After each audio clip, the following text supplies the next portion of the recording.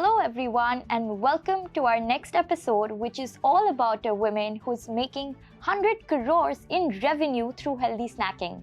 My guest in this video today is the founder of Open Secret, who scaled from just rupees 2 lakh in capital to rupees 100 crores in revenue with a mission to change how Indians munch through $15 billion worth of snacks annually. I spoke with Ahana Gautam, an IIT Bombay and a Harvard Business School graduate who's dedicated to converting all the junk food products that we like to consume, such as chips and biscuits, into healthier alternatives with zero maida and more dry fruits. In our conversation, you will find us chatting about how Ahana came from a small village in Rajasthan where girl education was looked down upon and went on to study at IIT Bombay. Today, Ahana runs Open Secret with 200 women employees and is making more than 100 crores in revenues in the fastest growing healthy food market, India, where the demand for healthy foods is growing 3 times more than the global average. There was this another female professor. She came to our house and then she told my mother, why are you encouraging your daughter to go to IIT or to study for IIT? You don't need your daughter to go to IIT. How will you find a groom for her? When I was working with General Mills, I told them, आपको ये Pillsbury वाला cookie क्यों नहीं पसंद है? वो बोले मुझे मैदा नहीं अच्छा लगता. So I said, आपको क्या ingredient, क्या ऐसा सबसे super foods क्या है? बोला nuts. This is how it happened, and and that's the reason why it's an open secret. You tell us what you want and we're gonna unjunk it using that secret. That's all. The most viral thing which has happened to us, it's not a campaign, it's just a post on LinkedIn which I wrote about Open Secret's purpose. And that post got, I think, 2 million views. Wow. And there was so much traffic on the website, our website crashed.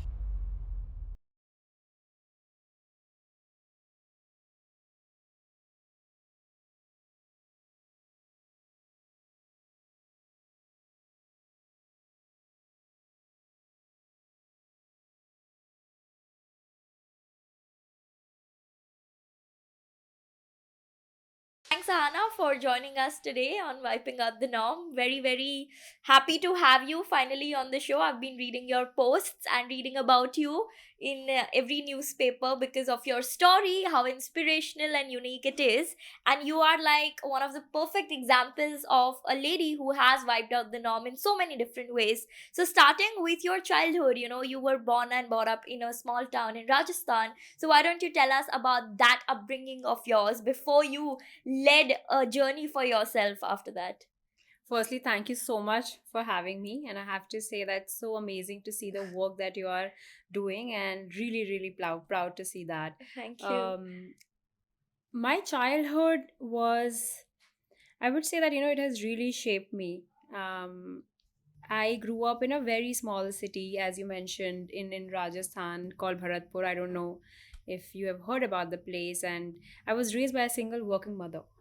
And Rajasthan has two things for me. And if I have to talk about, I think one is that families in Rajasthan, unfortunately, parents had, at least when I was growing up, different dreams for their daughters and different dreams for their sons. It's a state with one of the lowest female literacy rate. So for me to be born in a family where I had my mother as a role model, she was a working mother, she was a professor, and she always inspired me that you need to get the right education. Education levels the playing field. It doesn't matter what your gender is, it doesn't matter where you come from, so you need to really go after the right education. And I think that experience really shaped me and has been like a guiding principle in my life throughout. The second thing I would say about Rajasthan, that at least the city I grew up, my mom was very, very protective about my upbringing. It wasn't a very safe place. So she would always lock the house when she will go to college. She every single day she'll tell me, कोई भी आए दरवाज़ा मत खोलना, वो बोले आपकी mom का एक्सीडेंट हुआ है, please don't open the gate. And I lived a very protected life. And I think the only goal I had in my life was that I really need to study hard So I would just sit, eat all the junk food. And in Rajasthan, of course, you can imagine the ghevar, the bhujia, all Yeah, those yeah. things. That was part of my diet. And literally, I was 3x my current size because I was such an overweight kid because I wouldn't eat shit, I would eat junk, and I Huh. would just sit and study. And I do feel that, that experience in my life where I did not have the awareness that what you eat plays such an integral role in your health Hmm. and wellness journey has also shaped my core belief that, the basic access to healthy food, basic access to nutrition, how important it is, Hmm. especially when you're growing up. Yeah. So, and I'm happy to, talk more about how these two experiences um, have inspired me and motivated me to make a difference and do something more about it. Yeah. So, coming back to your time in Rajasthan, I'm sure that, like you said, that the literacy levels for females is the lowest in that state, unfortunately. So, I'm sure that you must have faced a lot of gender related biases around you, even when you plan to study higher or, go out of the city. So, can you tell us some of those instances that you had to face, and yet because of such a strong mother that you were raised by, you were just like, I will do whatever I want. No, actually, that's a great question. And I will say there are so many biases, and especially in smaller cities where there wasn't exposure, there weren't a lot of role models. People had this perception that, even if you want to study, that should be to make your resume better so that, you Mm. become marriage material. And this marriage has been the goal typically for all the girls around me. Mm. And that was a similar expectation of the society from me.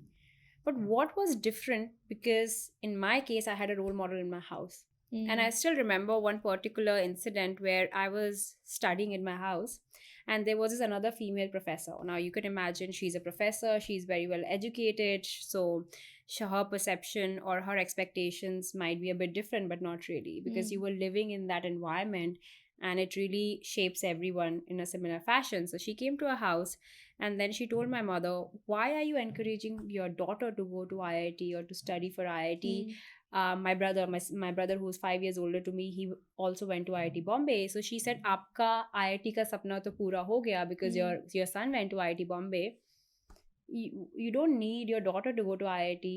How will you find a groom for her? Oh God. Because you want to balance it out." And my mother never bothered about it.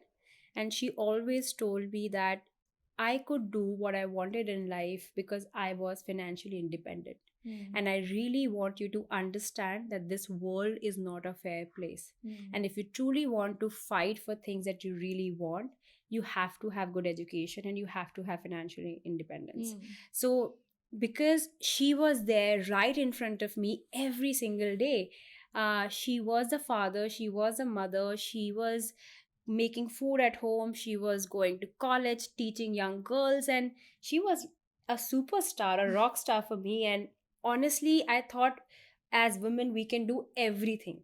So Mm. when she was right in front of me, whatever the society was saying never mattered, it never bothered me.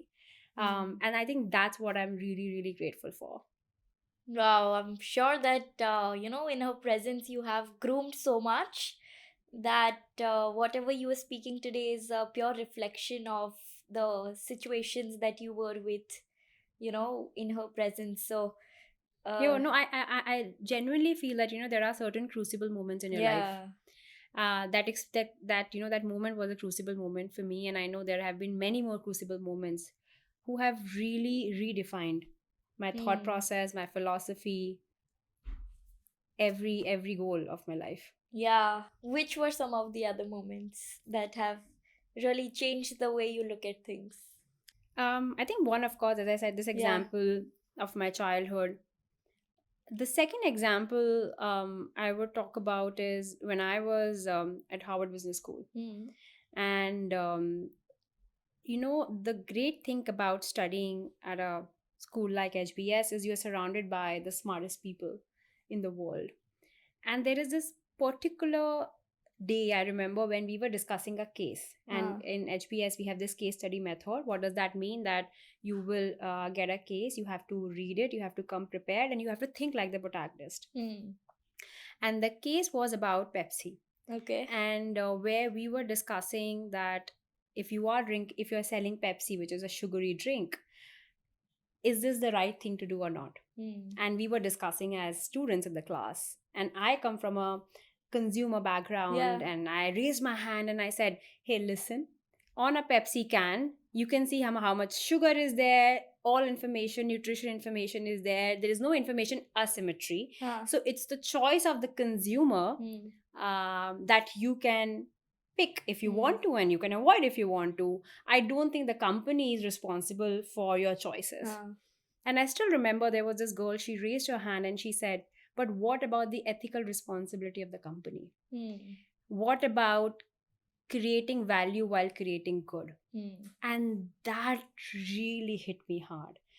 Till then, I always used to think as a marketer, our job is to sell.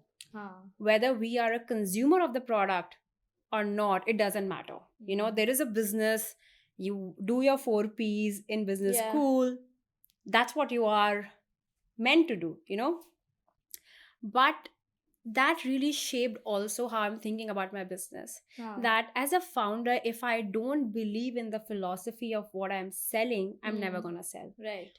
All the products that that now currently it's there under the umbrella of Open Secret, it's something that I will consume, it's something that my niece will consume, like in my family everyone will consume. And I don't think I can become that marketer again Yeah. who can sell things that they don't believe in. And that social responsibility, I feel, is extremely important. And I do feel that people who are privileged like me should also think of it not as a responsibility, but not as a choice, but seriously as a responsibility. So I think that has been a crucible moment where I really thought that I've been very privileged in the sense that I have gotten this amazing education, whether it's IIT Bombay or whether it's Harvard Business School. And it shouldn't be used to just sell.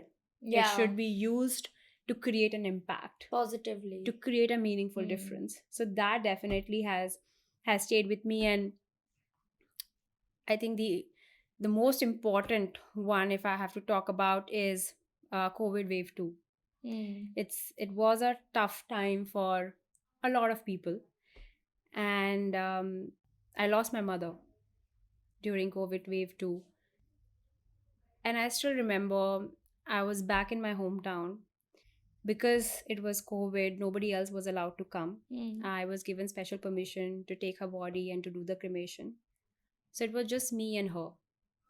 And while I was standing there, I remember I had an investor call next day. My God. And I can't tell you, Radhika, like she has been the source of inspiration for me. When I was in US, she was in India, I would call her every single day. Whenever I used to feel low, I would call her and she would say, "Tum mera bahadur bachcha ho." I know she was just saying things to make me feel better, but still it used to give me a lot of strength. And when I was standing there all alone, thinking about that I've lost the most precious thing in my life, there were two ways in front of me. One was either I could just pause and grieve and just be a victim of the situation, or I can use this pain as a fuel to really extend her legacy. The next morning, I came back to Bombay, I met the investor, and that's how I closed my Series A. So that experience, really helped me in understanding what my role in this world is. I feel there are different stages in life. When I was in college, I was very pleasure seeking, instant gratification. That was my level 1. Yeah. Later, when I became a little more knowledgeable, it was more about my personal happiness. That, I need a great resume. I want like brands. I want to go to IIT. I want to Harvard Business School, just to prove to the world that I'm worth it. Because I honestly did not have that self-belief, and I needed all these logos, all these brands on my resume to just feel happy. And now after that incident, I think I'm on level 3, where for me it's not about my personal happiness. It's not about what's a pleasure instant gratification. It's about, I have been given these opportunities. This life is one precious life, and how am I leveraging it to create impact and a meaningful difference? And every single day, when people ask me, you know, you live such a disciplined life, and you could have been in US, why you're back in India, why you're building this with so much pain. And I said, I could not imagine doing anything else other than building something which can create a lot of difference and create a lot of impact. And that just gives me meaning to my life now. Yeah, it really gave me goosebumps after hearing this story. But I have one question around grief, not just like generally after people lose something very precious in their life, there are different ways of dealing with grief, one of which you said was returning back to work. But then there are moments when you get different flashbacks or nostalgic memories, and it's very difficult to switch from that. Of course, you spend your time, you then flush it out of your system and then get back to what you were doing. But in that moment, what do you tell yourself, to get back to the reality?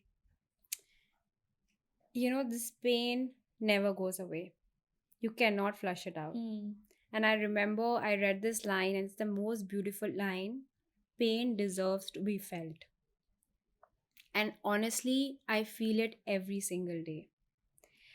You don't learn to not think about the person, not think about the grief, not think about the loss. You learn to live with it. You learn to maybe go from a phase where why this has happened to start thinking about how amazing it was. And I'm so grateful for it. And you try and remember all the amazing things. But of course, that pain always stays with you. You just learn to live with that pain. Yeah, that's very well said, actually. Because people just do not know how to Yeah, and it's deal very with it. hard, honestly. And I would say one thing as well, that every person has a different way to process grief. And I don't think, and I'm definitely not an expert, so I should not be talking about what is the right way or what is the wrong way. I'm just talking about the process, what helped me and what worked me.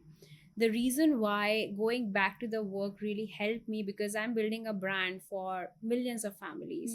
I can see how my work is impacting a lot of mothers out there. I can see my mom was, and I'll tell you a little story. Yeah. When I was starting up, if you are setting up a private limited company, you need 2 directors. Correct. And I was maybe about like 30. And a lot of people, and I had come back from US, and a lot of people were ki pehle shaadi kar lo, like settle down and then you can start, what's the rush? And my mom was, if this is your dream, Yeah. work for the dream. Doesn't matter. Like, imagine a mother who has grown up in Rajasthan, Yeah. where families want their daughters to get married by 21, and at 30 she's actually encouraging me to start up and not even think about these pressures. And I remember when I listed the company, and she was a second director. Oh, wow. And when you start, of course, you need a paid up capital. It's not a Correct. huge amount, it's like few lakhs. But she said, I want to put money into your company because I'm so proud of the fact that you are building something on your own, Yeah. and I'm going to become a director. She was just so happy Yeah. that she's going to become a director. So she has been very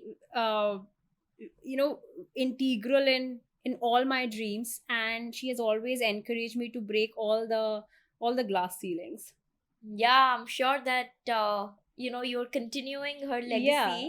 So that's the which, reason why it yeah. was easier for me to go back to work, because that I thought that would be a way for me to build something, and it can help me maybe shine so bright so that she can see up from the sky.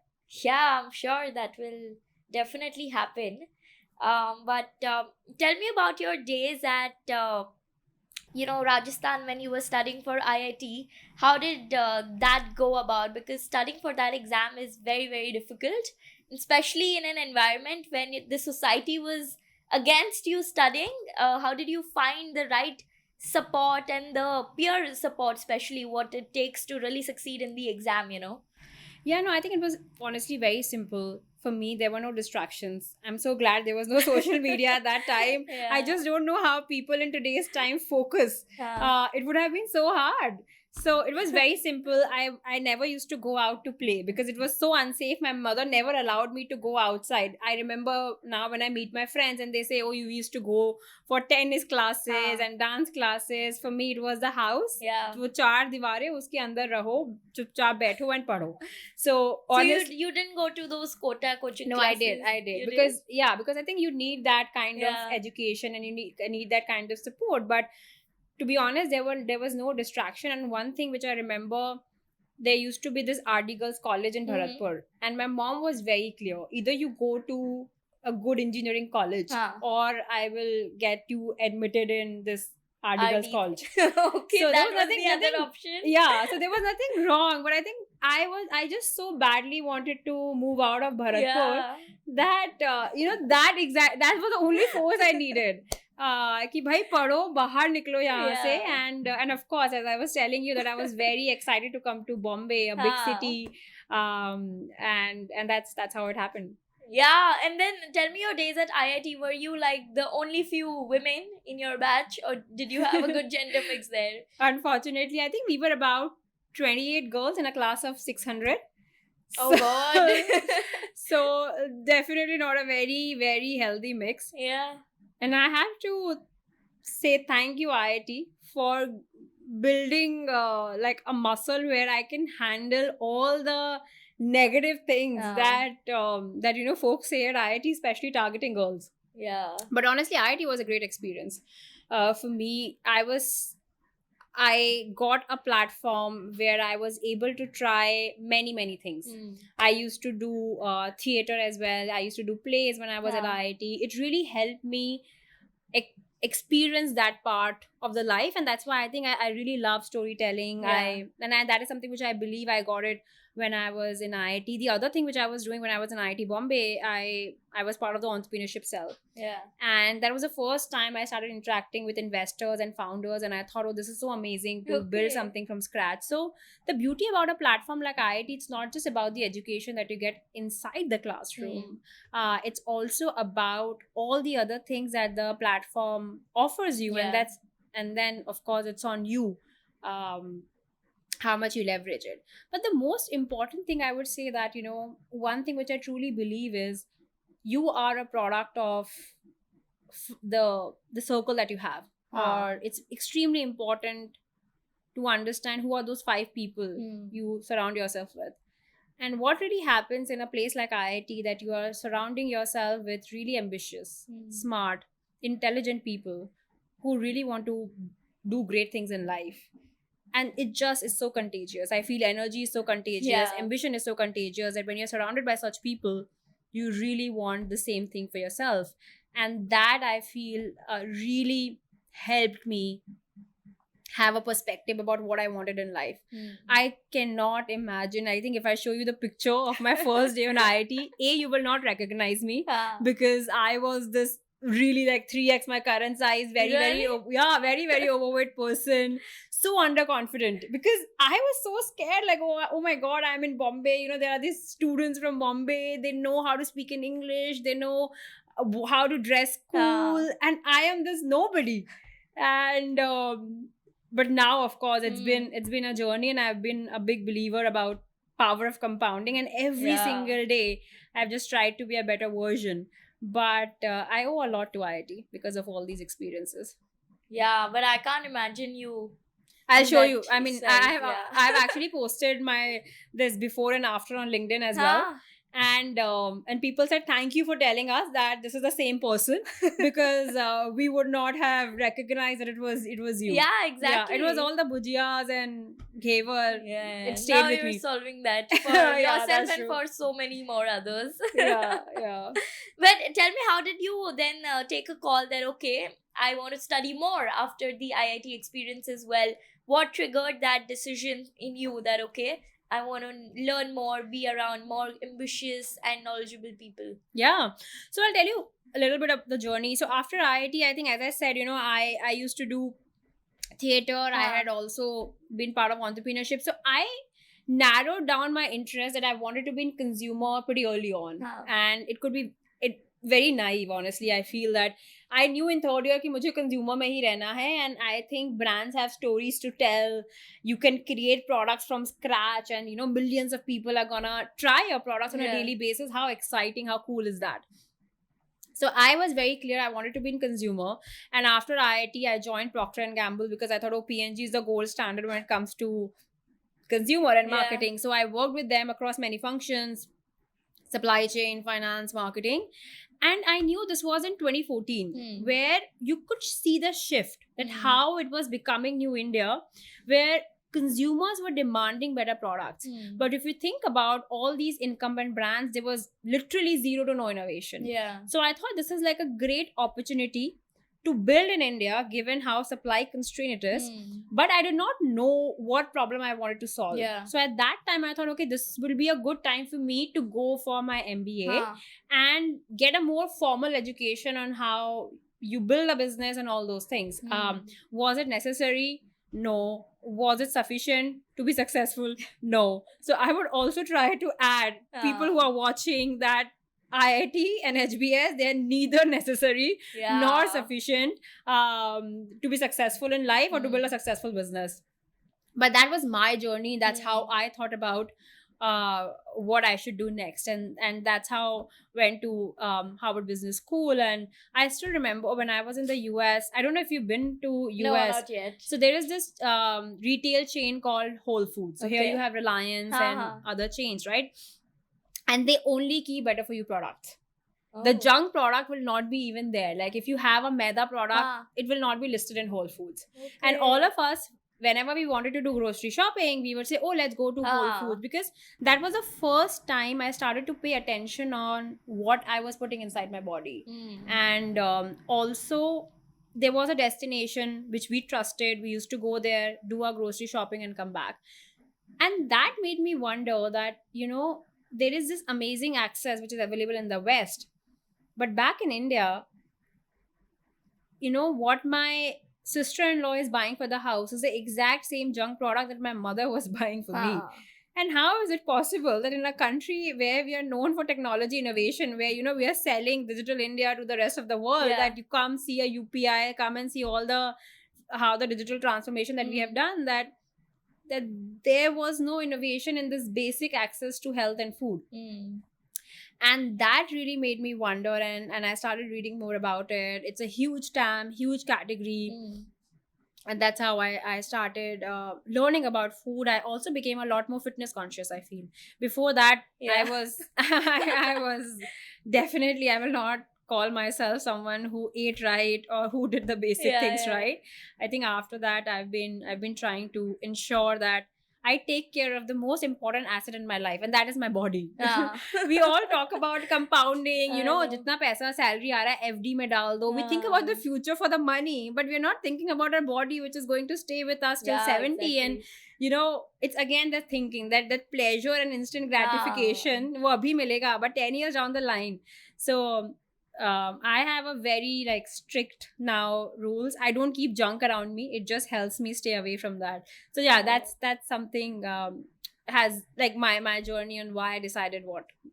So do you think that had you not discovered this concept of wholesome foods in the US, you wouldn't have thought about launching something like this in India? I think you need to have the exposure. Firstly, you need to accept that there is a problem. I never thought that, why am I falling so sick? Why I climb some stairs and I'm like, oh my God. You need to first accept the problem. And for that, you need to look outside and see, okay, this is not normal. And I definitely feel, at least for me, that experience or that exposure was needed to build my self-awareness. Otherwise, I wasn't that self-aware. And once it was there, I thought this is exactly what I wanted to do. And I feel now post-COVID, and because of social media as well, I think India in the post-Geo world is very different. Now I feel a kid in Bharatpur will have the same information that a kid in New York or a kid in Correct. Bombay would have. Of course, in our Mm. times, the social media wasn't there, so we were not aware. Yeah. But now there's so many people doing amazing work talking about importance of eating right, importance of making better choices, Mm. that this information asymmetry should not be there. But Yeah. at my time, it was definitely there, and I needed that dhakka to Ah. realize that I need to work on myself, and then also if there's an opportunity, then create products which can help others as well. Yeah, but tell me, were you always this entrepreneurial, or you knew that after HBS you would want to have a career trajectory in biggest of the corporate firms?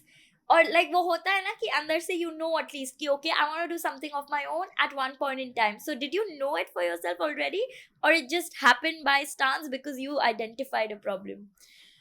Actually, that's a great question. I feel, when I was at HBS,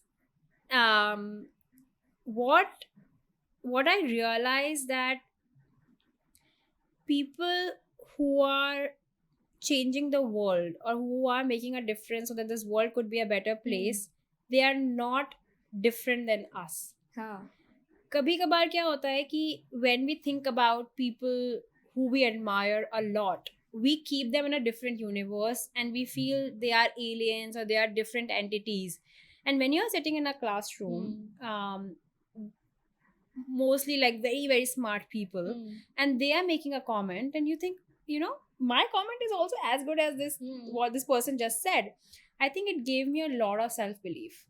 Okay. And one thing which I have to say that it took me decades, and unfortunately it did not happen till I went to HBS. Till then it had been a rat race just to get things, and I would say maybe brands or logos on my resume to prove my worth, because I never had that self-belief, and I don't know why that was the case.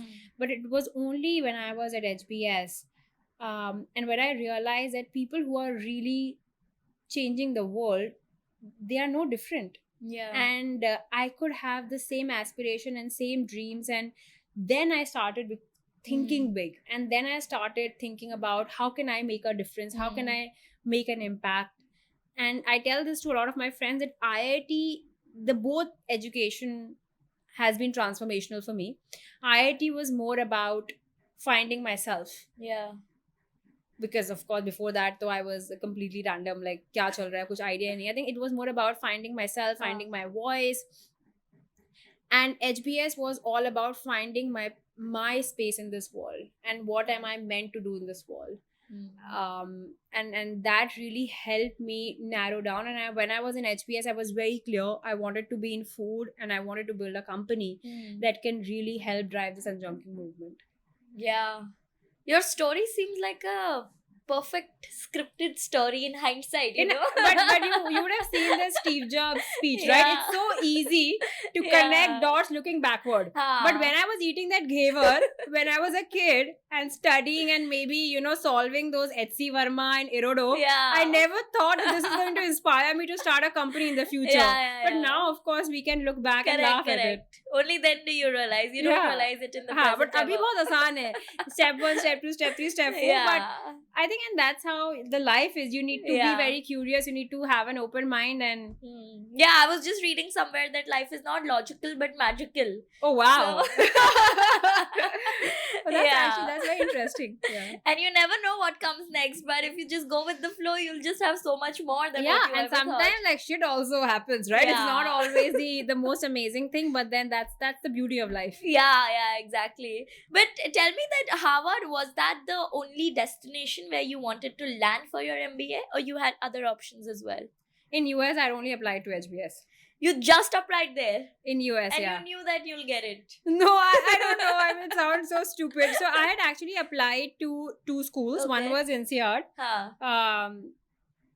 And I got into INSEAD. But then, a friend of mine said that, maybe just think about HBS, and I only applied to HBS. But how are you like so confident that you will get No, it? I wasn't confident. And I'm thinking, I think for me, I was in that phase where I really was exploring what's there for me. So I did not have a lot of pressure. Like, I never took that pressure that, oh, I have to do this. I really admired the way, education happens in HBS. And I have to say that I'm a big fan of the case study method, and I've heard about it, and I was just super passionate about it. So I said, let me just give it a shot. And I had very little time, so I just focused on one college. And now, of course, when we look back, it would have made a lot of sense for me to diversify and apply on 2 or 3 colleges. And I can't come up with any smart reason why I didn't do that. So I think it was pretty naive of me. It was definitely not But your confidence. hard work favored you, of course. Yeah, I hope so. I mean, I'm really grateful that I got that opportunity. Yeah. But yeah, I should have thought more about it. I did not. No, but sometimes it's good to not think too much about Yeah. anything. Like, I interviewed Sheena Iyengar, who wrote this very beautiful book, Art of Choosing. Okay. She says that the more choices you give to yourself and to your consumers also, the more you're confusing them. And she has a jam jar experiment where she shows in a retail store that if you present too many choices, they won't end up purchasing anything, because they'll be like, kya खरीदूं इनमें से, Actually, that's very सभी अच्छा interesting. लग रहा है. And if you just give them ki, okay, these 2 are the things, just choose it, they'll take it. And that's how brands like LV or your all the top brands perform. They do not present you many choices like Esbeda bags and all do. Yeah. And that's why LV is where LV is today, because of the choices and the stature it has made. Actually, that makes a lot of sense. And now when I think of it, and I've never thought about it, so thank you Yeah. for making me think. I always had this one goal, and I don't know why I function like that, but I wanted to come to IIT Bombay. I was so clear. Then I wanted to go to Procter and Gamble. So Yeah. like I had this one thing, and then it was HBS. So it has been that way for Yeah. me, and Maybe that's why you've gotten it every time. Yeah, because if you distract yourself with too many options, you might just not land up at the Yeah. highest possible option that you had. And I also feel that every person is so unique. Every Ah. person is so different, and you just need to figure out what works for you. Yeah. And just be the most authentic version of yourself. Yeah. I think that's the most important thing. And as I was telling you, it has taken me decades to be comfortable with who I am. Ah. Even in IIT, because all my friends were boys. Yeah. And, they used to tell me, yeah, don't cry like a girl. And I used to say, no, I'm not crying like a girl. I was so embarrassed. Now, I think I should have responded by saying, I am a girl. So what do you expect from me? But at that time, I did not even have the awareness of this this subconscious biases Yeah. that you have. So it's been a great journey, and that's why I think exposure and get learning every single day, it changes your perception. Yeah, absolutely. So had I not interviewed that lady Sheena Iyengar, I wouldn't have known this also. So Yeah. definitely exposure to people also Of course. opens up your mind in so Of many course. more ways. For sure. Yeah, but you said that at Harvard, the case study thing really attracted you. So I know you spoke of the Pepsi. Can you mention more case studies that you really loved doing at Harvard and you still remember it till date and apply it in your business?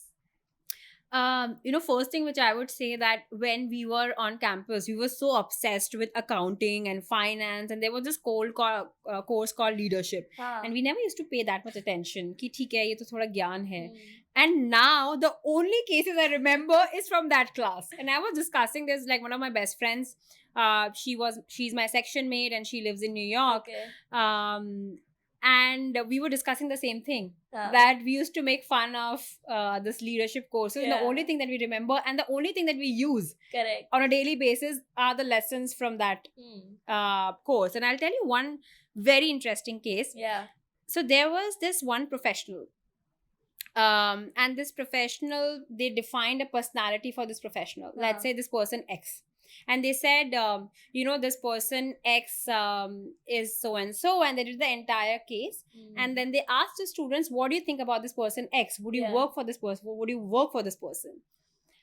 In few sections, they made the gender of this person as a guy. In few sections, they made the gender of this person a woman. And imagine the responses. What would you think? Would you think the responses would be the same or would be different? Very different. So it's the exact same person, exact same traits. Ah, When it was a guy, people said he's inspirational. I want to work for him. ah, He's so inspiring. ah. When it was for women, Yeah. the person said, no, I don't want to work for her. She is aggressive. She is overconfident. So then the words that they were using, it changed just because in the entire case they changed the gender of the Gender. person. Oh my god. Now think about those subconscious biases and think about those who are the smartest people in the Yeah. world. So they are not even people who haven't gotten the good Correct. education. Even then, the biases exist. And that just opened my eyes. Yeah. And that's the reason why today I talk a lot about feminism. And I also get a lot of pushback that ये इतना women क्यों करना है? And I tell them that in India, the women party like workforce participation is 20%. Yeah. And in urban it's less than 10%. Imagine in urban it's less than 10%. Yeah. How are you gonna become like a 5 trillion economy if Correct. one gender is completely missing? And especially when there are these subconscious biases which exist, which you might not even know, Yeah. people you're working with don't even know, and these actually become roadblocks, and we Correct. have to accept it. So I think that is one case which I still remember, and I often refer it to when people say कि अरे इतनी सारी women दिख तो रही हैं, that you know it's much deeper than that. You should look at the data and you should look at the stats. It's quite an eye-opener that it happened at Harvard. Yeah. I mean, because naturally it happens at many other places, but like you said, amongst the smartest people also, there are so much unconscious biases that are still present. Yeah. Yeah, I mean, I was taken aback once I heard this, but I've heard it in one of your interviews also that some investor talked about you being overconfident when you were pitching. So, what was that narrative Yeah, like? you know, one thing which I would say that at least people who I have on the cap table, and a lot of people have asked me, they have been so amazing. They have never treated me like a women founder. They have treated me as a founder. Yeah. Of course, they have patted my back when I have done something nice, but they've also told me this is not doing right. But I have never experienced that that you know they have treated me differently because of my gender. Having said that, there have been multiple instances where I could sense that it's not the most collaborative conversation. Yeah. And I don't think the world is not everyone in the world is ready to work with a super aggressive and a super ambitious woman because they have never seen one. So Yeah. they're like, who is this person? And they never had the exposure. I don't know if it's their fault, but the thing is, it's very weird for them. And that's the reason why I've gotten this comment multiple times that you are very intimidating. Yeah, and I think a lot of my friends who know me, this is how I mean we can't imagine, but people who don't know me, they definitely feel that way. I think it's a compliment. I actually, I think not for team members, but for I like, have realized outsiders. that you know what people think of you. That's the last thing you need to worry about. Yeah. There are many other things that you Yeah. should focus on, and I think that's something which life teaches you. Correct. That please prioritize your time thinking Yeah. about important things Yeah. rather than What other people what are others. thinking. Yeah, they Yeah, doesn't matter. absolutely. But tell me, like, when you came back to India after Harvard, you worked at General Mills, right? So That's right. That was in the US. Yeah. So when I after completing my MBA, I wanted to learn more about food. Yeah. So I joined General Mills. I worked there for a couple of years. How did you get that job?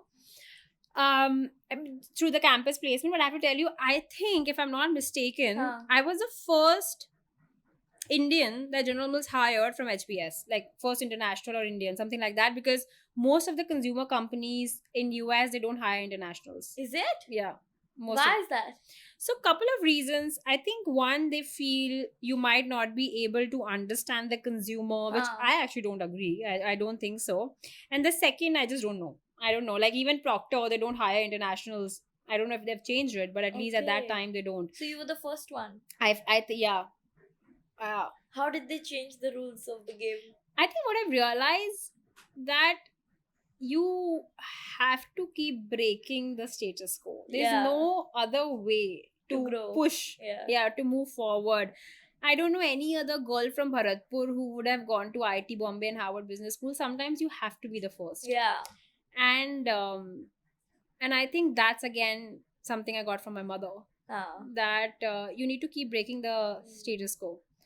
I did not know any other mother, like in my entire friend circle, people would be that, oh, my father is traveling, what should I do? I said, matlab, I have my mother, she's enough. So she always made me realize that there is no standard, there's nothing normal.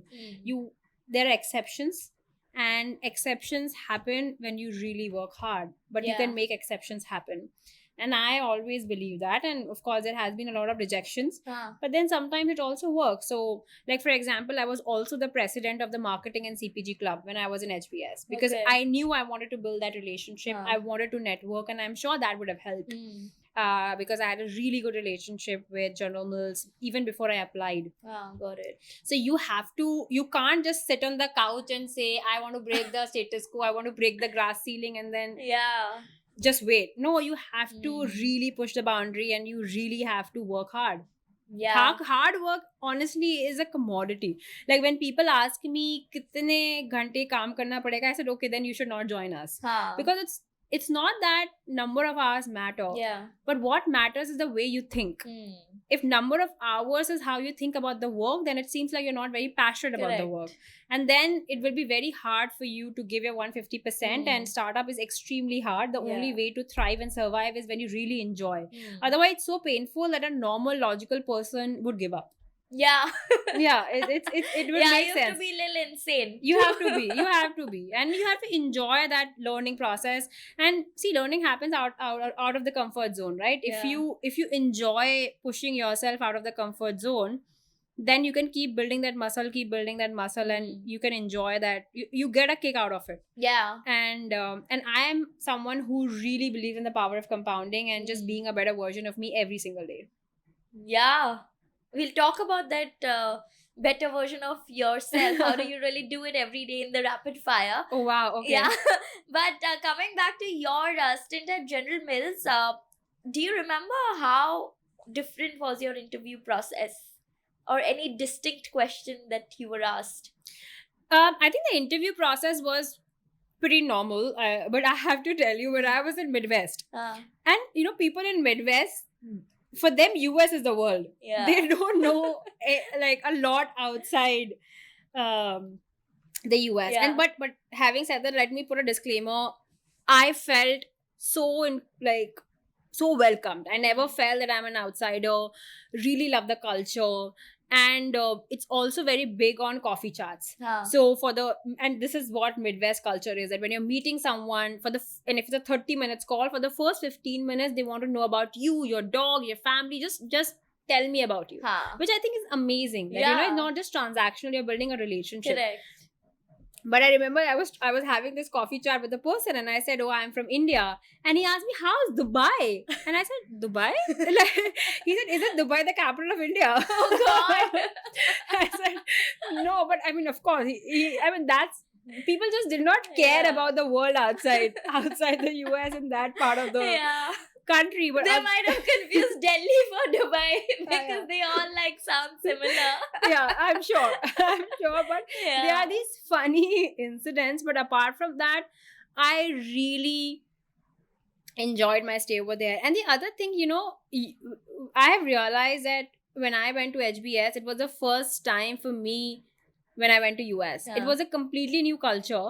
And rather than again being a victim, oh my God, इनको तो मेरी country के बारे में नहीं पता है, you try and understand their culture. Yeah. So I had the most amazing experience. It used to be minus 30 degrees Celsius during winters in Midwest. My God. So, but still we used to go out, and of course, I mean, the infrastructure is very well maintained. But I learned a lot about the American culture. You'll go for a baseball game and all those things. So again, going out of the comfort zone and not just hanging out with the desi Indian folks, because even at HBS, a lot of people would complain, "ये IIT वाले अपना gang बना लेते हैं."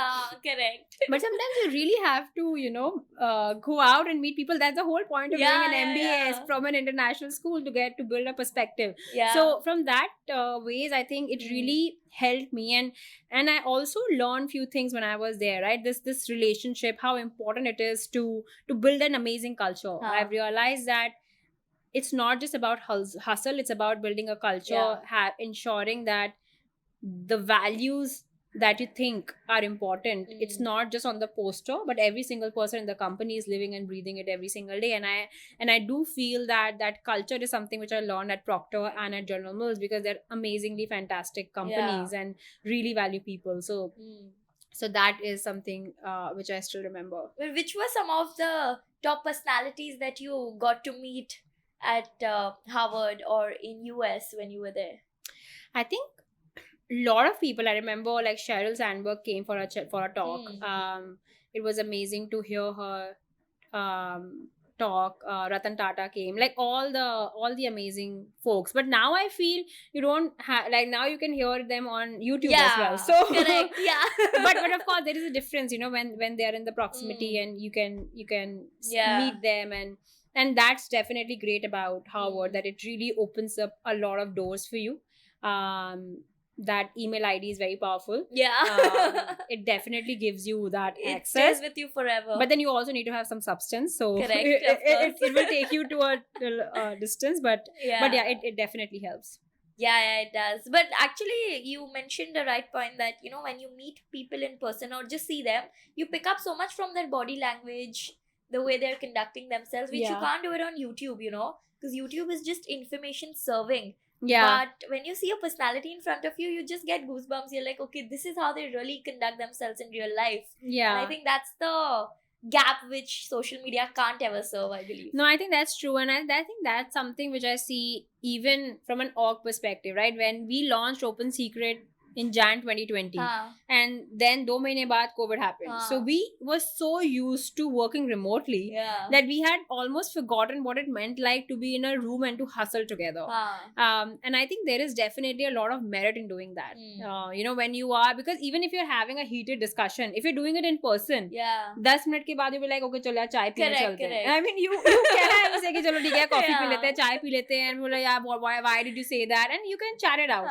Now Zoom mein you will say, oh, let me set up another Zoom meeting to discuss the previous Zoom meeting. It's not that easy, right? There is beauty in this human connection. Correct. So yeah, no, I completely agree. I think it has to be hybrid, and you need to leverage both the mediums and what they have to offer. Right. And then at one point in time at General Mills, did you realize that, okay, this is the time for me to leave, come back to India and build for India? Yeah. So when I was at General Mills, actually I did like 2 roles. I was there for almost 2 years.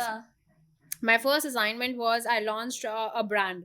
And it was an amazing experience to understand what the consumer needs are. Which brand was it? It's called Autumn's Gold. What did it do? It's a paleo friendly cereal. Okay. And it's a premium cereal. It was about $14. A typical cereal is about $2 to $3. But then in that's the beauty of US, how do you right? sell at that price? It became like a multi-million-dollar business in months. Wow. Because in US you can build a huge business from niches. The GDP per capita is very different from India, right? So you can have this niche which is cereal, which is 4x, and it could be an amazing success. The product is great, and that's something that we saw when we launched this product. But that also made me realize how India is very different. India is not such a deep market if you go after a niche. So, and I'll talk about how I picked this positioning of unjunking to play in the deepest categories of snacking rather than play in a small category and hoping it to become huge and big. So that was my learning in my first role at General Mills. And I really love this framework that they use called Job to be Done framework. Okay. And the job to be done is, and there is this classic example that there was a study which was done. A lot of people were buying milkshakes from McDonald's in the morning. And if you think about according to you, who would be the competitor for this milkshake? For McDonald's? A KFC? Again, maybe like a shake or something, right? Yeah. But when you started talking to the consumers, they said, sometimes we used to take banana, Sometimes we used to take bagel, because what I want, I have a 40 minutes commute from my house to my office, Yeah. and I want breakfast on the go. And I used to take banana, but it wasn't easy for me to drive. Yeah. Donut, I would just spoil my hand. And then this milkshake was something which was thick enough that it would stay till 40 minutes, and it will help me and give me company, plus at the same time it keeps me full. Okay. So now imagine, because earlier you were answering this question thinking from a category perspective. Yeah. कि ये shake है तो shake में और कौन से shakes हाँ. होंगे, and that another shake will be my competitor. Yeah. But the job to be done of that thing was to give you energy during the commute. So it Yeah. has to be convenient, it has to stay for a while, and it has to give you energy. Yeah. So this job to be done framework is something which I also learned at General Mills, and they always used to talk about why a consumer is buying your product. Yeah. It's not because they want to buy a category, it's because they want a job in their life to be done. And to extend this to how I use it in Open Secret, when people say that you are a cookie company, I said that's not the job. Yeah. The job is not to give consumer a cookie. The job is that I want to unjunk your, let's say, 10 a.m. snacking moments for a mother. जब वो अपना डब्बा बना रही है बच्चे का, I want to unjunk that. Yeah. Now, can you imagine a mother giving the same cookie Monday to Friday? No, right? She would want to give a variety to the kids. So on Monday, she might want to give a cookie, which is nutty cookie, so that they are eating nuts. On Tuesday, she might just want to give maybe a brownie. Yeah. On Wednesday, she might want to give some nuts. Different variety. So when Yeah. you think from a job perspective, you don't see yourself a cookie company. You feel like you're unjunking snacking. And from that perspective, this variety becomes extremely important if you truly want to become that 10 a.m. unjunked partner for the mother. Or maybe for you, a 4 p.m. snacking partner in the evening. You think, अरे मुझे कुछ तीखा खाना है, मुझे कुछ मीठा खाना है. That's the job. Yeah. And how can we have that variety? So I think that job to be done framework is something which I really learned during my HBS education, as well as when I was at General Mills. Wow, that's quite intriguing. But do you think that without learning this framework also, naturally, logically, you would have learned I'm this? sure. See, I think I have realized, especially all the founders Yeah. of amazing companies, they are street smart. Yeah. We might be using fancy words, but they are doing the same thing Yeah. without using the framework and without using... Yeah. That's maybe the disadvantage of going to school, right? Unnecessarily you bring these Yeah. fancy words. But now, unfortunately, It's become a part of it's become you. a part of who we are, and we have to think about the framework and the Yeah. structure and all of that. 3 things. So, yeah. I know. Yeah. But who was mentoring you at that point in time at General Mills? So, I think lot of amazing folks. And I think like Amanda was one, like many people. Okay. And the other thing, what I've also realized that, when we think about, and I actually today wrote about mentorship just today morning on Oh. LinkedIn. Yeah. It's very important, I've realized.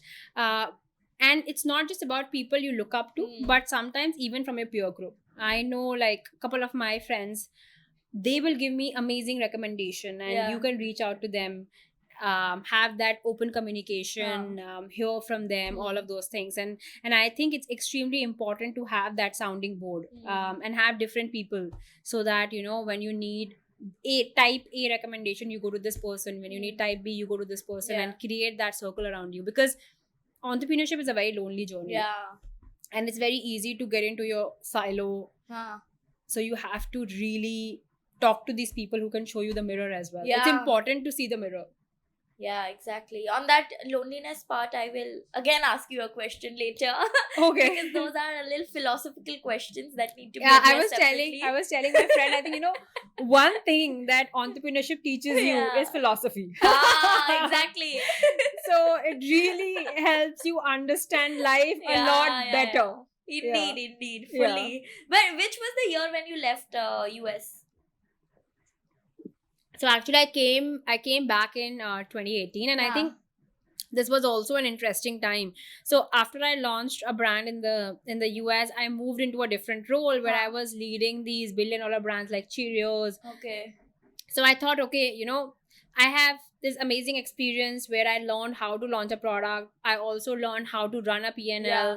how to run big brands. And at the same time, I was observing that in India, there were brands which were getting created in different categories. So, for example, in personal care, Mama Earth was doing really well. In Yeah. electronics, Boat was coming up. And again, as I was mentioning, in the post-Geo world, this mental availability, which was an issue earlier because you only had TV as a medium to educate people, Yeah, which yeah. was super expensive. You needed minimum 3 crores to run a Correct. media campaign. Here now, with just few lakhs, a few thousand, you can Mm. have a digital marketing campaign and you can make customers Yeah. very targeted reach.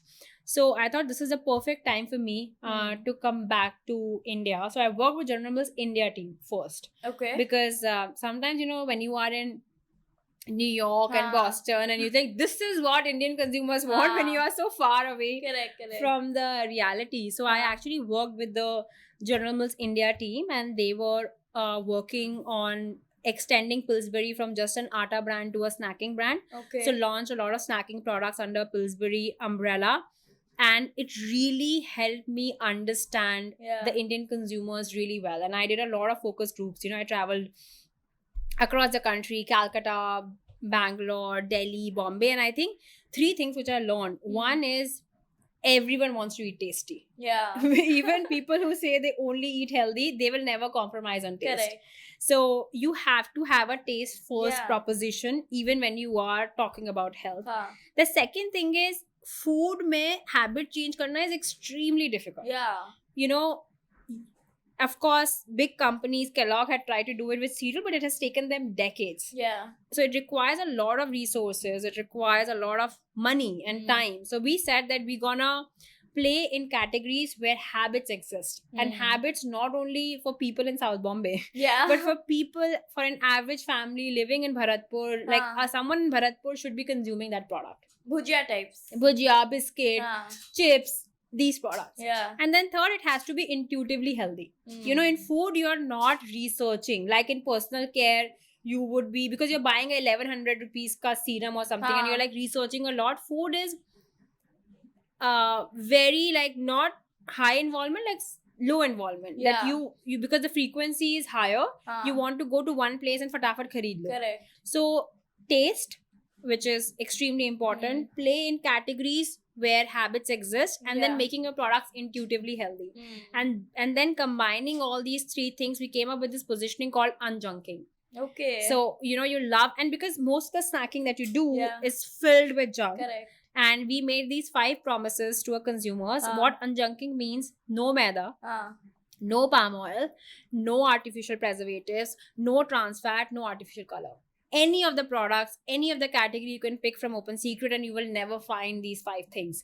So that's what we did, and our products will be extremely tasty. Like, for example, we recently did this bhujia tasting, and we also made mistakes. Our first bhujia was horrible, but now we have, this was a 102nd recipe which we finalized. My God. And we do our manufacturing in-house, so we do a lot of iterations. How did you put it in the market if the taste wasn't good in the so first place? so I think we do a lot of like small D2C, because we're D2C brand. We make people try it out, and then they give us a feedback, that we keep iterating, and then only we expand to all the distribution channels. So we do all our products are first made in house. And we do a lot of iterations. And one thing which I can proudly say, that we focus a lot on taste. Of course, taste thoda subjective bhi hota hai, but our NPS is around 69. People love for taste. And then we have categories like brownie, cookies, biscuits, all of these products which you actually consume on a regular basis, and your family back in your hometown will be consuming the same thing. And it's also intuitively healthy, because it will be anjang biscuit, anjang brownie, anjang chocolate, and we'll tell you how we have anjanged it very clearly. So these 5 things won't be there, but at the same time, like in a chocolates, we use jaggery instead of refined sugar. So it will be very clearly communicated, so that it becomes intuitively unjunked for you. Yeah. I have one weird question though. that were you into cooking while growing up? No. No. Into eating. I was into Only eating. eating. So yeah, again, the job to be done is to eat. Yeah. The job to be done is not to Because cook. like full ingredients you'll have to know, no, for your products. So I have an R&D team. I'm still that consumer who eats, but they make Yeah.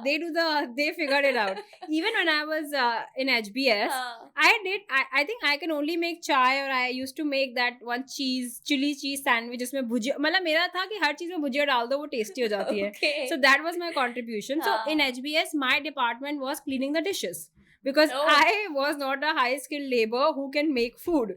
So I was dishes was my department. So I Oh. never, to answer your question, Yeah. no, not a definitely. I've never entered kitchen, and my mother हाँ. never made me enter kitchen because she was like my brother भैया never went to the kitchen. So तुम भी पढ़ाई करो, तुम्हें भी जाने की जरूरत नहीं है. Yeah. So never felt that it's my job to make food. Never felt that. Yeah. Now I feel maybe it might be nice to learn. Yeah. But it's Because fine. while speaking though you already sound like a chef. In Yeah. doing also you can try. I can maybe sit, and I just need someone who can just follow the Yeah. instructions. Got it. But this new word of unjunking, did you like invent it or was it already there? I'm not sure if it was there, or if I don't know if any other brand in India has used it before. I wasn't aware about it. But it became it's because consumer said कि ये junk है मुझे अच्छा नहीं लगता है. So we said, okay, what is that one word that people would relate to? Because if you say it's healthy, people like अरे ये तो brown packaging, कुछ तो मतलब suddenly अंदर से ना वो tasty वाली feeling नहीं आती है. But जैसे तुम junk सोचते हो, there is this amazing taste and you want that. So we said, okay, we are just, and this is exactly what we're doing. And I'm sorry, I'm an engineer, so I talk everything in like, again, framework. For me was the taste minus the bad things plus the good things is unjunking, equals to unjunking. So it just felt right. Yeah, you're giving like the best of both the worlds. With the word junk in unjunk, you're making them think that okay, some nice food. And it doesn't have the bad thing. They're feeling good about it. Okay, I'm eating something very tasty, but not putting on after eating it. Not having the bad calories. Not having the like. And I am something who's very focused on the portion size. हाँ. So for example, when I was making a chocolate, I was very clear I wanted to make that bite size thing because. And this was mostly people were eating it after lunch क्योंकि खाने के बाद कुछ मीठा चाहिए. Correct. But you don't want to open that entire bar because अब वो पूरा खा जाओगे. Correct. So we said we're gonna do it that small size. And if you see, most of our individual packed products are less than 100 calories. The cookie that we make, the nutty cookies, which was our first product, we just we removed the maida. We added 40 to 50% nuts. That's how we unjunked it. And it is around 50 calories. Wow. Yeah. This before and after, do y'all do this on your social media? I think y'all should. Yeah. It's actually, that's a good idea. Yeah. Because people get excited in before after. I should be that poster child also. I can start with myself. Because वो देख के instant gratification आ जाता है ना कि ओ ऐसा हो जाएगा. हाँ, that's true. I think people need that proof point. Exactly. अभी लगता है कि यार मतलब what is the point of eating right? So I think that's something we want to simplify, that you're getting the same taste, but at the same time you're really valuing what you're putting inside your body. Yeah, absolutely. But how did this name come up, Open Secret? And did you have an agency at that time who was working with y'all for all of these? Yeah. So I think one thing which I've realized is it's extremely important to bring in super amazing people when you're building a startup, because you cannot move mountains just by yourself. So have always focused on having a rock star team, and it could be in-house, it could be in the form of agencies, but getting the best talent, because startup is all about execution, and if you really want to win the execution game, it's all about getting the right team. So again, I think from an Open Secret perspective, when I spoke to a lot of people, food suddenly has become a source of fear, a source of anxiety.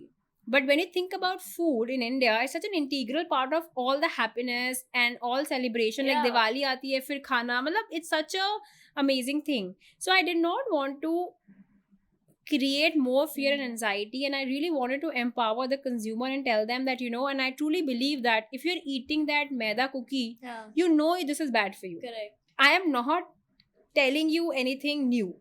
I feel there was a supply constraint where you did not have any other option. So it's an open secret. All the innovation, honestly, and I'm not kidding, people ask me who's the chief innovation officer at Open Secret. And I said, all the mothers.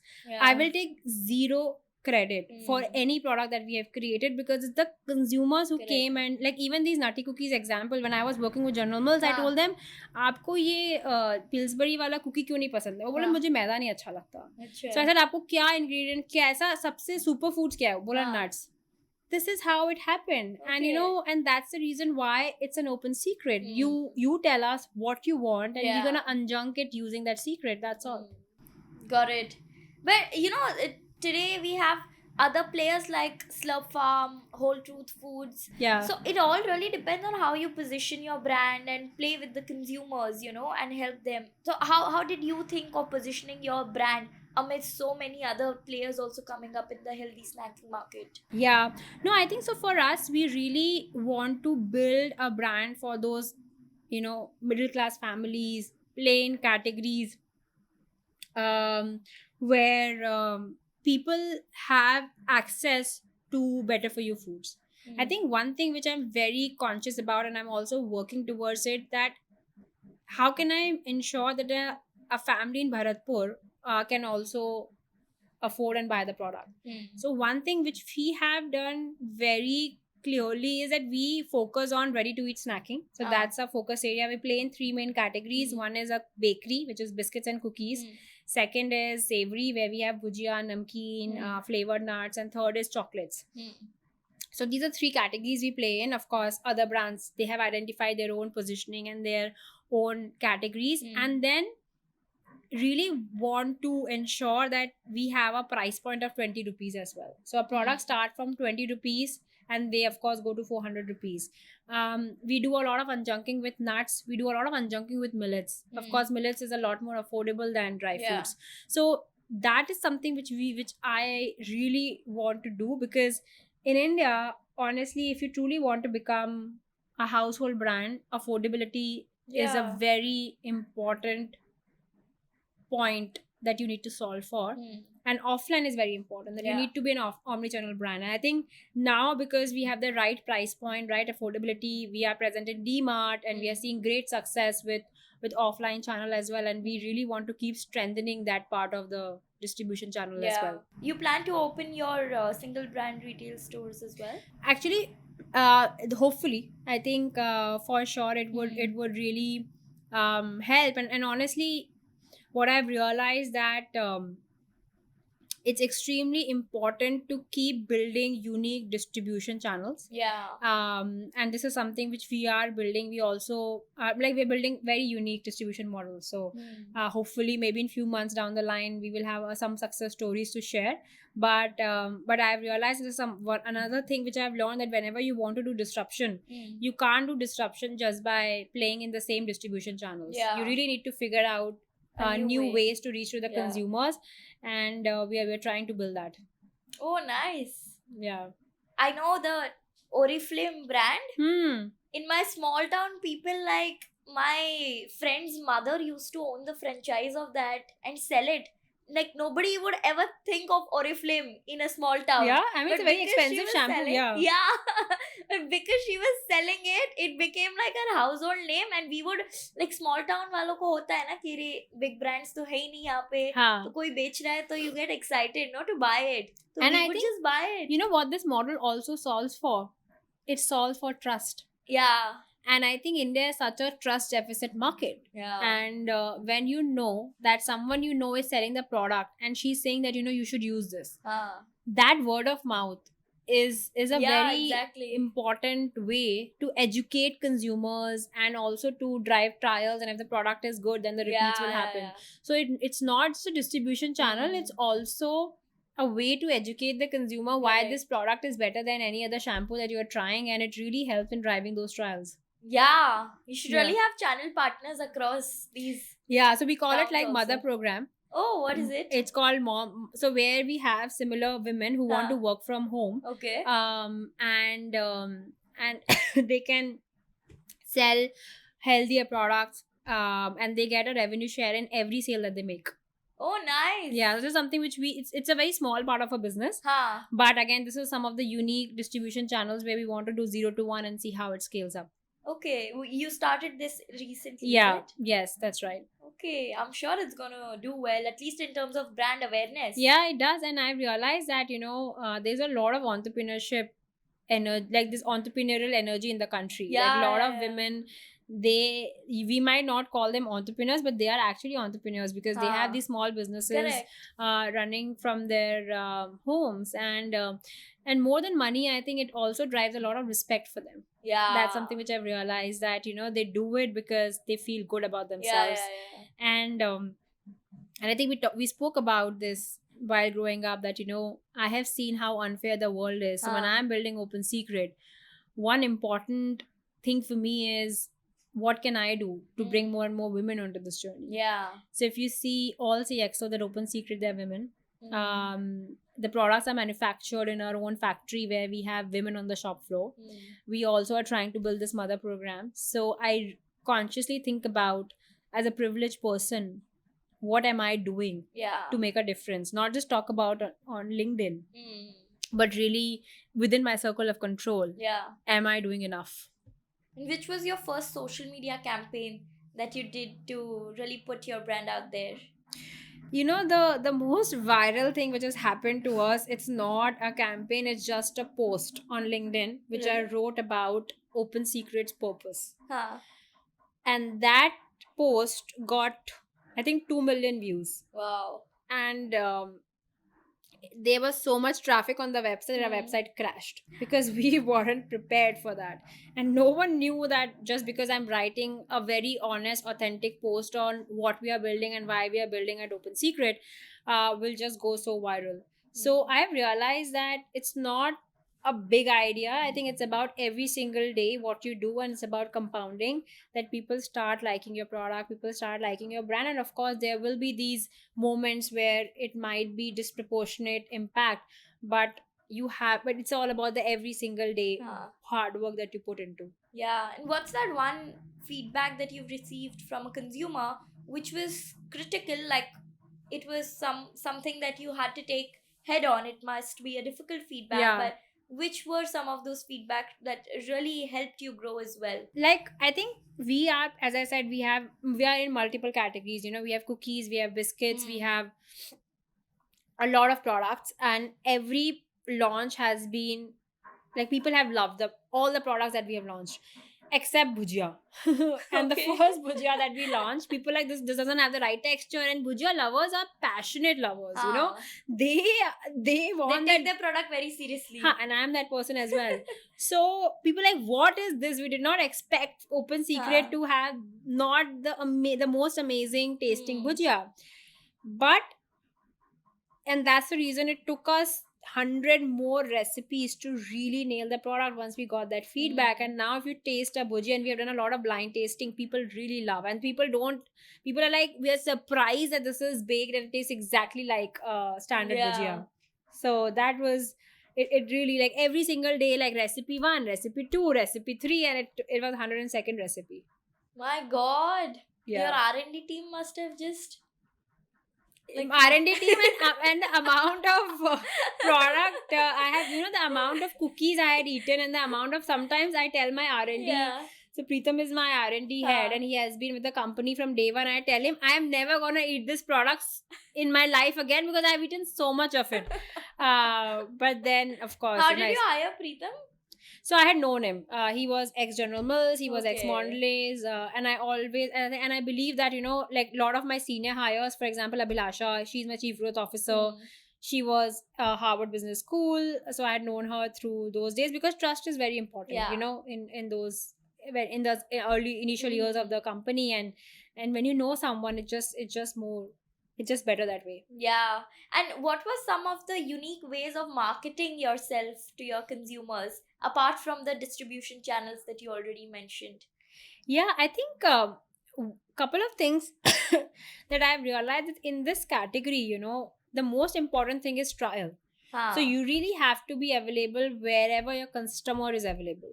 Because in food, people want to taste it and Correct. try it, and if they like it, they're gonna keep buying it. Yeah. So that's where the omni-channel strategy played a very, very important role. And the second is, of course, I think social media and digital marketing and keeping it very, very simple. That's all about unjunking. You know, bhujia fried नहीं है, baked है, palm oil नहीं है, biscuit में मैदा नहीं है, millets है, nutty cookies में मैदा नहीं है, कुकीज है, like the same unjunking principle that A minus B plus C, and this is an unjunked version of your favorite product. So we keep consistently doing this, and in fact more than 50% of our customers, they buy more than couple of categories. They just don't buy one product, which goes back to the job to be done framework that we were discussing about earlier. Correct. I think you should have at a later stage Unjunking Thoughts podcast. Yeah, you know what? Oh my god, I'm just starting that. Really? Yeah, so we with the same name, Unjunk Podcast. Oh god. Yes. I can't believe this. So we are working on that right now. It's called Unjunk Podcast. And what are you gonna do in that? So I think what I've realized that there is so much fear around food whenever people are talking about ye kharab hai or ye kharab hai, and then I just want to bring back some hope, and I want to bring back simplicity in food, and also how powerful food could be if you make the right choices. Yeah. So have very basic conversations what unjunking is. And it could also be about multiple other things. You know, junk is not in the terms of food, but many other ways as well. Yeah. So what does it mean? Of course, bringing like stressful life hai, like in this today's context, even social media could be a junk sometimes, right? So just bringing these wide topics, and especially we also want to talk about conversations around women health, you know, that there are different requirements and all those things. So we want to keep it very broad, but we want to keep it fun. We want to keep it where the love for food can come back. Yeah. That's interesting, I hope you'll give them open secret hamper after that. Oh, we did not think about that. But you now, should. Yeah. Actually, that's keep a great it in idea. The frame. See, that's like why you are a podcast pro. And maybe I'll call you. I'll call you to take more tips. But unfortunately, I don't have a product to keep here. That's right. Open secret can sponsor. Yeah, so podcast. You should. I think next time, from a podcast perspective, you should keep that. Yeah. Every person who comes to your podcast, you should give them a hamper, and it should be the open secret hamper. Yeah, sure. I'll be like that Oriflame lady. Yeah. But we'll come to the rapid fire round. I have very weird, unrelated questions. Okay. But I hope you'll answer them. Sure, absolutely. But starting with this question of what's your idea of love and the institution of marriage? Like, what do you think about it? Wow. It's nothing related to your orthodox. No, I think questions, but for me, marriage has never been a goal. Yeah. For me, marriage could be an outcome. Yeah. And it truly depends on if I find the right person to share this life. And I'm not looking for a person to complete myself. I think that's the worst way to look at partnership. If there's something I really want to work on myself, nobody can come and fill that gap. So I really need to become a complete, fullest version of myself. Yeah. And if I find the right person, only then I would think about sharing this journey. But I'm very happy being a single person, and it's not a goal in my life that I need to. I have to do it, and I really feel it's extremely important to talk about it publicly. Correct. Because I have seen women, and especially in these amazing colleges like IIT or HBS, where they take this pressure, unnecessary pressure, that this time is ticking and I am not a successful person in my life if I don't find the partner, if I'm unmarried, there's something wrong with me. And I think that notion needs to change. Every person is wired very differently. And I would say that the worst thing is not to be unmarried. The worst thing is to be with the wrong person. So you really need to keep your bar high. A lot of people have told me I'm very complicated and I have very high standards. And I said that, what are the standards for the right person for you? I think for me, I've realized that we need to have the same core values. For me, I am driven a lot by impact and by meaning, and I'm very, very ambitious. I'm someone who has very high integrity and honesty. So the person ideally should have all the similar traits. But I'm very happy just with myself, and Hmm. I am not chasing marriage at all. Yeah, if it happens, it It does. happens, yeah. Yeah, Nothing against the institution, yeah. but definitely I'm against the pressure of Correct. making it a must have. Yeah, just because it needs to be done at a certain Yeah, level. yeah, Yeah. yeah. Understood. And who are your key mentors? I know today only you wrote about a LinkedIn post that you were Yeah. saying. So why don't you talk to us about your key mentors in your life and how did they come into your life? Yeah, no, I spoke about Vivek Gambhir today in my LinkedIn post as well. He's someone who's also an investor in Hmm. Open Secret. He came, I remember, on day one. And I think I would highly recommend people to have mentors in life, because it's not just about the professional guidance he gives me, but it's also sometimes, as I was saying, that entrepreneurship is a roller coaster ride. There are a lot of lows, sometimes the global minima, and at that time when you don't even believe in yourself, that mentor of yours will remind you the Hmm. spark that you always had, the capability that you're not remembering. And I still remember, and I said this, that when I was cremating my mother, I was all alone in Mathura, Hmm. and he messaged me and said, do you want me to come to Mathura? Of course, I did not want him to Hmm. travel, but that message Yeah. meant so much to me. And I don't think I can ever forget that WhatsApp message. Hmm. And this is the power of a mentor, that, when you are trying to fly a rocket ship, Yeah. they will really add it to the fuel. Right. How did you happen to meet him for the first time? So he's also HBS alum. Okay. Yes. And I think I met him in that context. I'm also on the board of HBS Club of India, and he Okay. was the president of the HBS Club. So that's how we met, and Oh. from day one, he was someone I really admired, Huh. and I think since then, I just made him my mentor. He did not have a choice. Yeah. Okay. Yeah. Who are the other people who are mentoring you? So a lot of people, like for example, Avnish from Matrix, Yeah. I will reach out to him whenever I want to have a conversation about business, other things. Kritika Reddy, I really really admire her. How did you meet her? So actually, I remember I just reached out to her. I had another mentor, Sonali Dhawan. She was at Procter. She was leading marketing, and then she had mentioned about Kritika, and then that's how we got connected. And she is, and both like Sonali and Kritika, they have been so generous with their times, Yeah.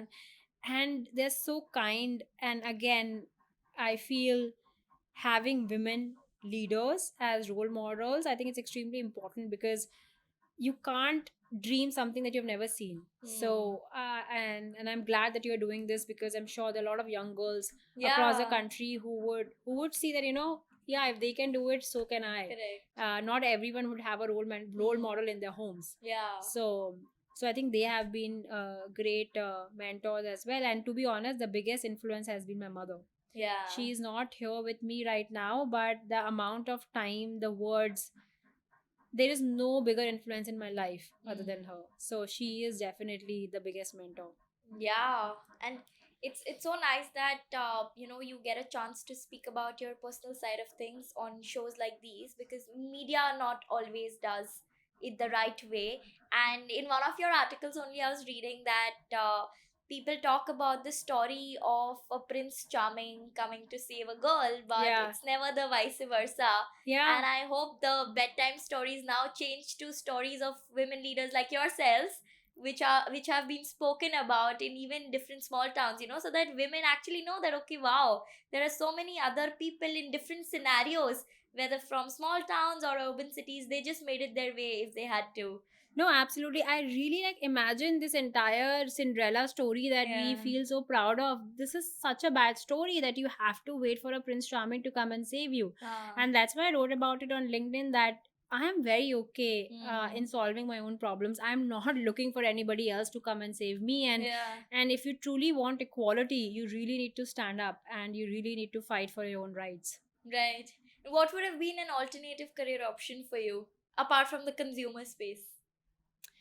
I love doing theater. So when I Oh. was in IIT Bombay, I've also done plays at Prithvi. So I would have definitely done theater. Wow. And that's something which I sometimes also miss in my life. Ah, Yeah. I got. It makes me feel I want to go and watch a play at Prithvi right now. You're so much like me. Like if somebody asks me this question, my answer will be to become an actress. Huh. Yeah. Oh, wow. What's your this thing? Sun sign. Leo. Okay, very close by. Mine is Virgo. Acha, okay. Yeah, yeah, Next to yeah. each other. Almost there. Correct, correct. Yeah. But what was one last thing that you did for the first time? Oh, wow, very interesting. The last thing that I did for the first time.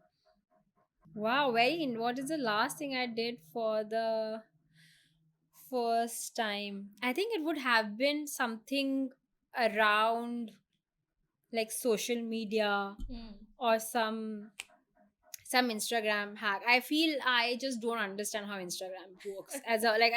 I'm more like a LinkedIn person that I Yeah. write my thoughts and I do it. Like whatever comes to from my heart, I just write it and I do it. Now I'm just trying to learn a lot of the different reels and different Yeah. formats. So it would be one of those trying to do some like social media stuff that I would be doing for the first time. Huh. Otherwise, though, it's pretty standard, boring, not boring, like very disciplined life I live. I Yeah. wake up, I work out. What time do you wake up at? I try and wake up, not most days, but try and do most days. Of course, there are exceptions. So I Huh. try and wake up around like 5:30, 5:45. So early. Yeah, because otherwise, like if I don't wake up early, Huh. then there's no way I'm gonna go to the gym. So the only Okay. way for me Yeah. to do it before I go to office. Yeah, Otherwise, yeah. once you're in office, Not then coming back. then you're coming back and you're just crashing. Huh. You're just sleeping. So it's Yeah. important for me to try and get a workout early in the morning. So I wake up, I go to the gym, then I go to work, then I'm at work for 12, 13 hours, and Yeah. I come back and sleep. So this is my life. Huh. So there's not a lot of room for me to try new things. The only thing I'm not trying is I learn. I want to be better at Instagram game. But lastly, because our show is about women who have wiped out the norm, I'd like to ask you of one instance apart from what we've already spoken where you think you have wiped out the norm. I will tell you, I think I still remember, when I wrote about not falling or not being obsessed about getting married.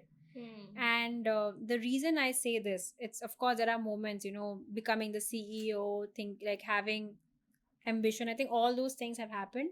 But I do feel that one thing which I've done recently, which had a lot of impact because I got a lot of messages, is because I feel a lot of successful women leaders, whenever you ask them what is the best thing that have happened to you, they would say my life partner.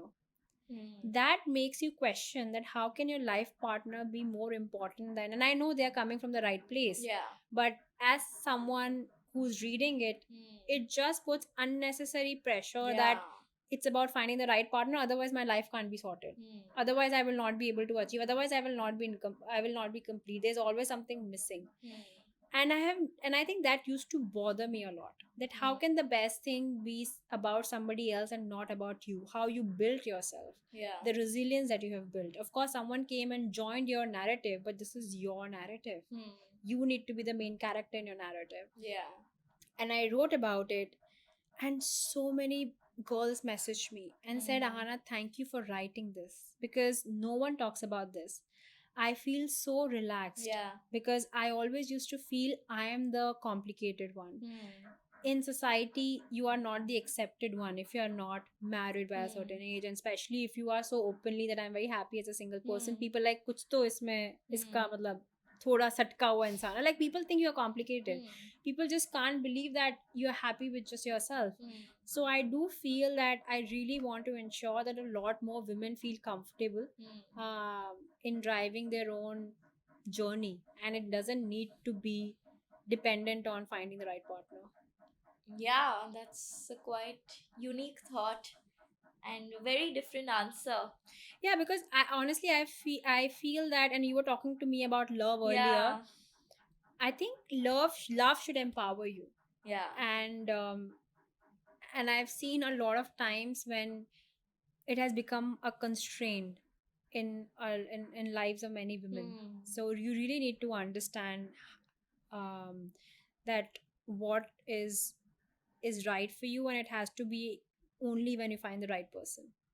And Yeah. if you find the right person, No pressure. no pressure, no Yeah. deadline, nothing.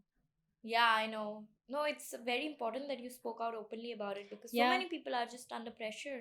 Under pressure, and everyone just keep talking about how amazing their partner is. People are like, oh, Yeah, oh my god. putting all those fairy tales out. And right now it's December, right? So all your Insta stories will Oh, be yeah, about yeah, shadi yeah. and weddings and sangeet I and know, that's like the worst time. yeah, and the Chalaya song is on story. Oh, yeah. I know. I've been talking to my team about all this that I feel like getting married looking at all of this now. Like, what is this? Nothing. For me, it feels a lot of work. Yeah. It just feels that I mean, there's such a huge amount of work. I only wish if you're getting married, can you just put open secret in your room? That's my request to everyone who's watching this. If you're planning to get Yeah. married, we are amazing snacks and for your Yeah. guest. By the way, they're talking about their brand, not the open secret as a secret. Yeah, please. Yeah. Open secret snacks.